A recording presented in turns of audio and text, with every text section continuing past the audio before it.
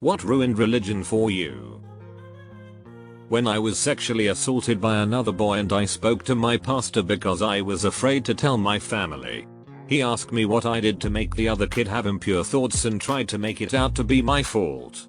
That was the exact moment I lost what little faith I had to begin with.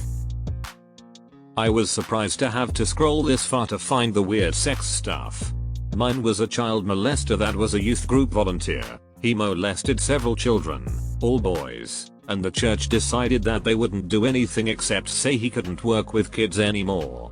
I distinctly remember them talking about it during a service, and I looked back at the guy sitting in the pews and he was smirking. Fucking disgust is all I feel when someone talks about their religion.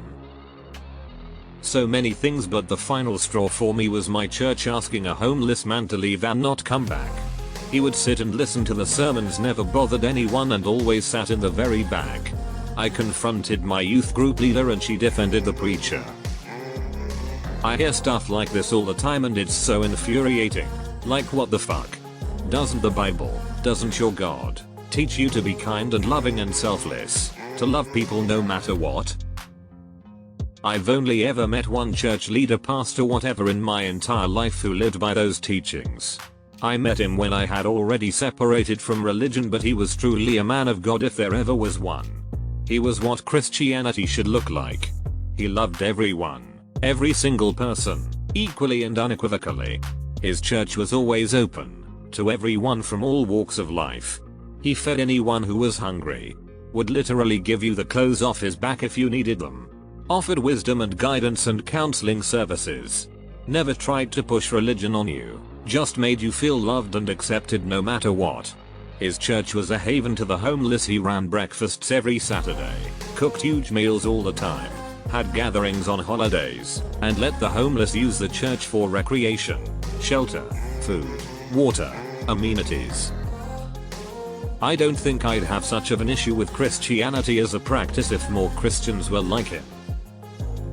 Seeing a whole congregation of people perform an exorcism on a 5-year-old boy.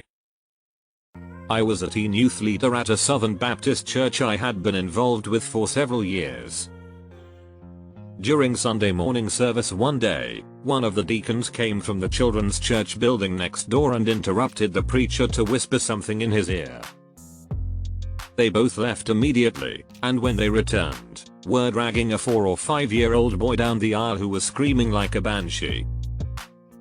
They ended up taking him in front of the church, holding him down, and reciting all sorts of bullshit about demonic possession, asking the churchgoers to come up to him and help banish the demon from the child. Kinda ruined God for me. The worst part about this is that they never suspect the child to be autistic.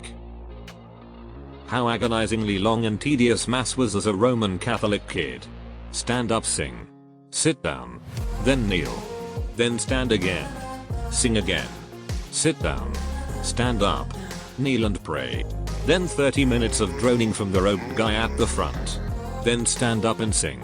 Sit down. Stand up. WTF, please make this end. When I was 12, my father pulled me aside and said, "Son, you are old enough to decide about religion. I wanted to give you a chance to experience religion. If you want to keep going to church, you can. But it's also okay if you don't want to go anymore." I said, "Okay, I don't want to go anymore." My father said, "Okay, me too." And that was that. Your dad seemed like an amazing guy. Props to him. I wish my parents were as accepting as that.